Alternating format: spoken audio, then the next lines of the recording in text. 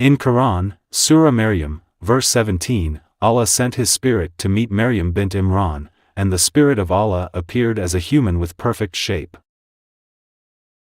So she took to herself a curtain apart from them. Then we sent to her our Spirit, so he took for himself the likeness of a mortal in perfect shape.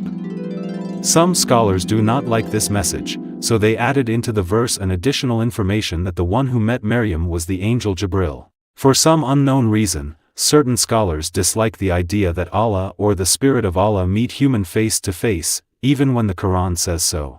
When we take a look at the Arabic verse, it is clear that there is no mention of angels at all, let alone an angel named Jibril. The one that came to meet Maryam is the Spirit of Allah, not Jibril.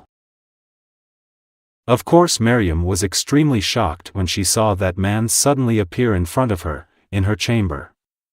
That is why she said in fear, "Oh!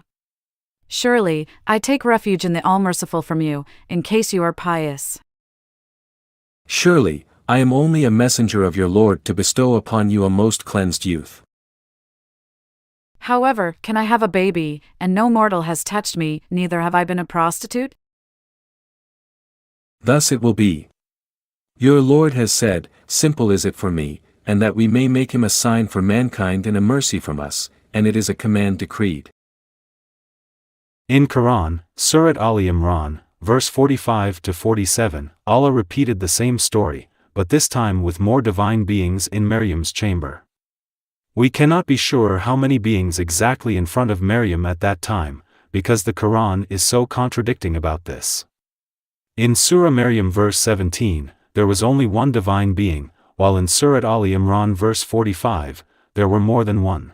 Behold, the angel said, O Maryam, surely Allah gives you good tidings of a word from him whose name is the Masih Isa, son of Maryam, esteemed in the present life and the hereafter, and one of the near-stationed. He shall speak to the people in childhood and in maturity.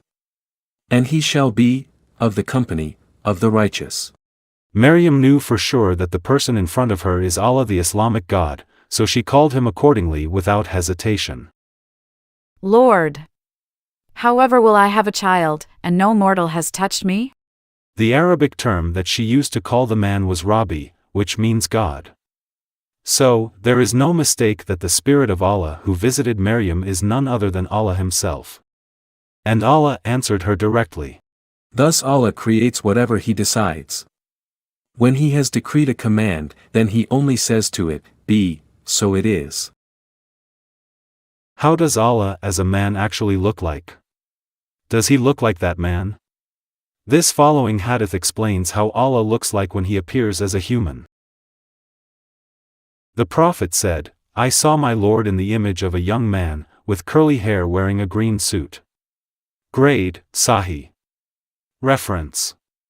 Bayan Talbis al-Jamiyah, Ibn Taymiyyah, Volume 7, number 290. So, yes, Allah may look like this young man, with curly hair wearing a green suit. After that, Allah made Maryam pregnant with Isha. Quran, Surah Al-Anbiya, verse 91, explains how He did that. And she who attended to her private parts, so we breathed into her of our Spirit and made her and her son a sign to the worlds. The same information is repeated in Quran, Surah At-Tarim, verse 12. And Maryam daughter of Imran, who kept safe her private parts, i.e., safeguarded, so we breathed in it of our Spirit, and she sincerely believed in the words of her Lord, and His books, and she was one of the devout. Nafakna fihi means, we blew into her private part or sexual organ, which clarifies where the blowing process happened. The Arabic word for private parts is farjaha, meaning vagina. So, Allah did the blowing or breathing into Maryam's vagina to insert His own Spirit to impregnate her. Despite such clarity, many Quran tafsir authors or mufassirun felt very uncomfortable about Allah's message, and decided to alter the true meaning of the word farjaha. For instance, Al-Jalalain explains that the farjaha of Maryam is actually the opening of Maryam's shirt. Ibn Abbas says that farjaha is actually the garment of Maryam. Ibn Kathir says that Allah commanded the angel Jibril to blow into a gap of Maryam's garment. But the verse doesn't mention about the angel Jibril or any garment. They should be honest and be true to the real meaning of farjaha, which is the gap of Maryam's private part. The information in Quran, Surah Maryam, verse 17 says the man has a perfect shape. This implies that he had an intimacy with Maryam. He provided the seed, he inserted the seed by blowing inside Maryam's private part, and she got pregnant afterward. It's clear who's Isa's father according to Quran.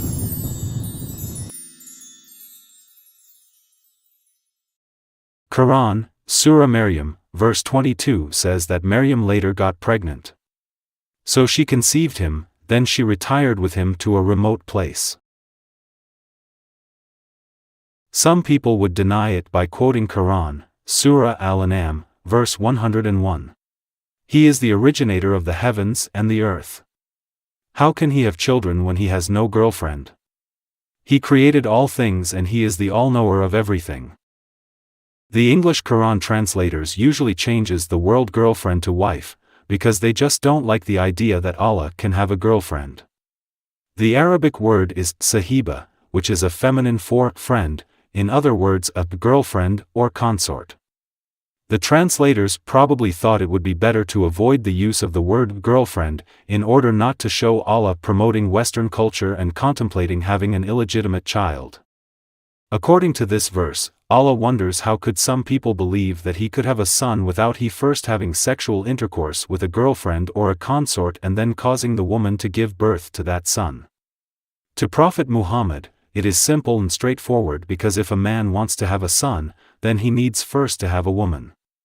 Although such logic is only convincing to a person with a brain the size of an insect, yet Prophet Muhammad thought of it as the ultimate rebuttal to the Christians' claims that God has a son.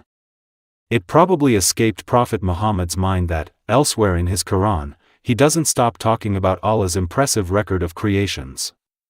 According to the Quran, Allah's portfolio included masterpieces like the creation of the angels, Adam and Eve, as well as the 7 skies and 7 earths.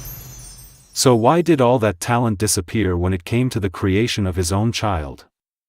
How can we believe the excuse of no wife, no child, when Muhammad claimed in the Quran that when Allah wants something, he only needs to say to it, be, or kun fayakun. And it is done? Quran, Surah Al-Baqarah, verse 117. When he decrees a matter, he only says to it, be. And it is. This famous claim of kun fayakun is repeated not once, but 6 more times in the Quran. Or perhaps, these verses are nothing but lies. Allah is not almighty and all-knowing.